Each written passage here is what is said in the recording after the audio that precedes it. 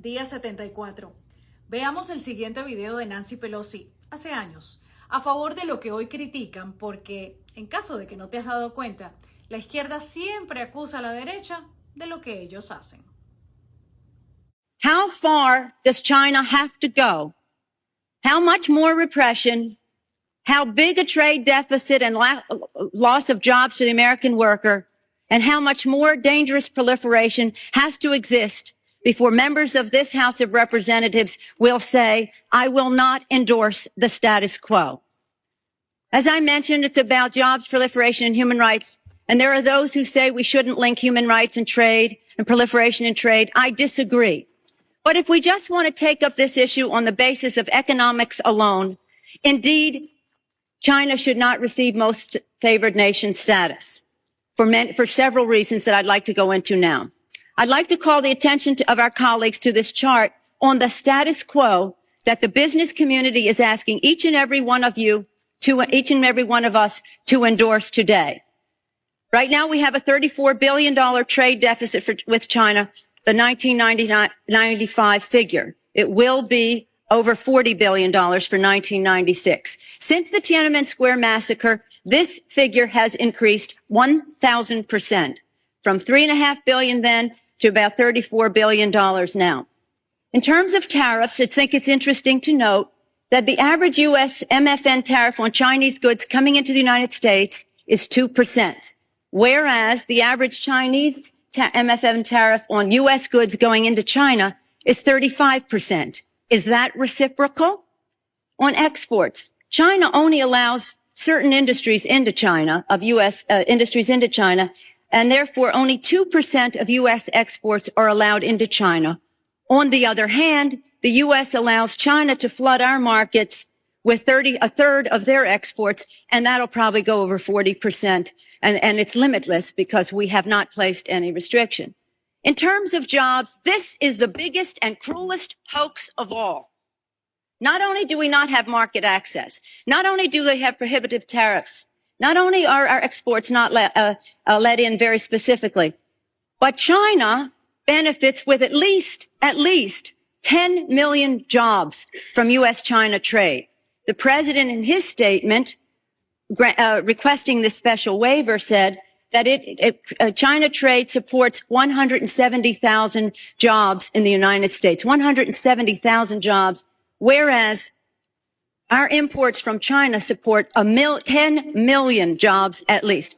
Fact is that U.S.-China trade is a job loser.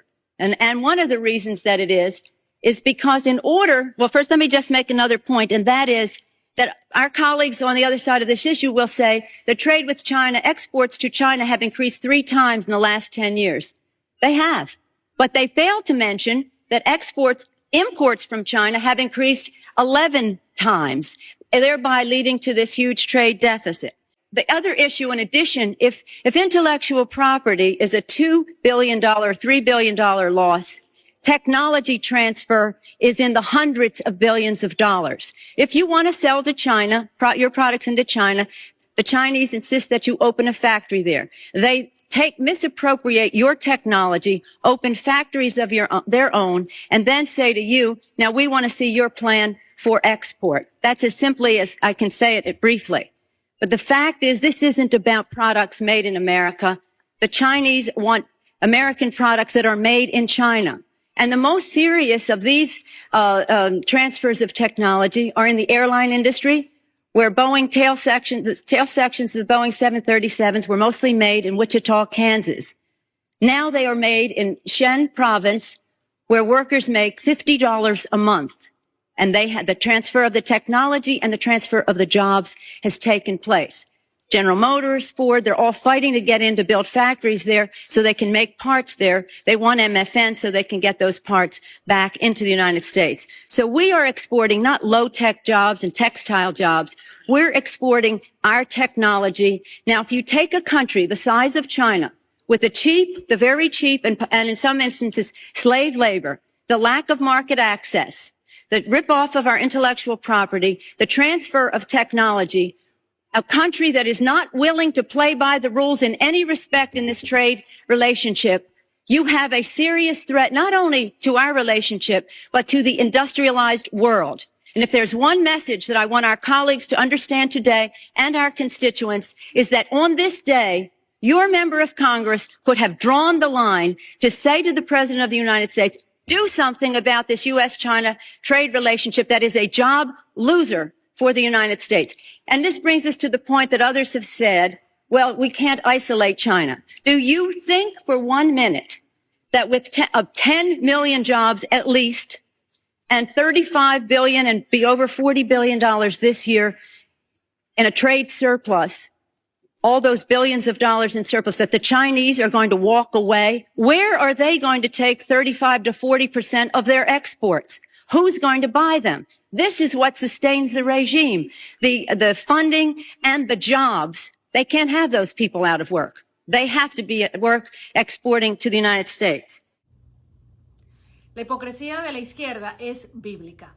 Estos personajes, Schumer, Pelosi, los Obama, los Clinton, pasaron décadas parloteando sobre aranceles, comercio justo, despilfarro gubernamental y corrupción como muñecos de cuerda rotos. Dieron discursos petulantes, movieron los dedos, fingieron la indignación ante las cámaras y luego no hicieron absolutamente nada. Solo más burocracia inflada, acuerdos ventajosos y dicen por ahí que estafas clandestinas. Ahora vamos a brincar al segundo mandato de Trump y él es quien ahora está haciendo lo que los demás solo fingieron importarles. Imponer aranceles estratégicos para proteger a los trabajadores estadounidenses, desatando a Musk y Dodge para desmantelar el despilfarro federal y exponer la corrupción del Estado profundo.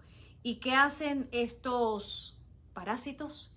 Hacen berrinches como niños pequeños a los que se les niega una galleta. ¿Por qué? Porque Trump no solo habla, sino que está destruyendo su falso legado de inacción y enriquecimiento personal. Su rabia no es ideológica, es patológica. Síndrome de trastorno terminal de Trump. En inglés le decimos Trump Deranged Syndrome. Están furiosos porque el tipo del que se burlaron, difamaron e intentaron destruir está logrando su cometido, está trabajando, está revelando y descubriendo décadas de fracaso, cobardía y engaño. Los está haciendo ver exactamente como lo que son, inútiles, egoístas y farsantes que nunca tuvieron la intención de arreglar absolutamente nada. El segundo mandato de Trump está dando una lección magistral de exposición y cada día que cumple, la máscara de la izquierda se desliza un poquito más, revelando las criaturas podridas, corruptas y antiamericanas del pantano que realmente son. Esto ya no es política, es demolición, señores. Y la bola de demolición tiene a Trump estampado en el costado.